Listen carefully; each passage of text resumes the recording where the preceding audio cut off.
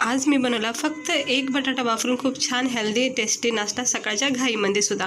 तेथे एक मी मोठा बटाटा किसून घेतलेला आहे, त्यामध्ये मी 2 चमचे बेसन पीठ टाकलेलं आहे।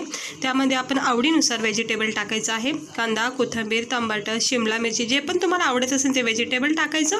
त्यानंतर थोडासा लाल तिखट मसाला, हळद, धना पावडर, गरम मसाला, चवीनुसार मीठ आणि चाट मसाला किंवा आमचूर पावडर टाकून हे व्यवस्थित असं मिक्स करून याचा एक पातळ घोळ बनवायचा। गरम पॅनमध्ये थोडंसं तेल टाकून थोडे राई, कढीपत्ता टाकून आपण जो पातळ घोळ केला बेसन पिठाचा आणि बटाट्याचा तो छान असं व्यवस्थित मिक्स करून घ्यायचा।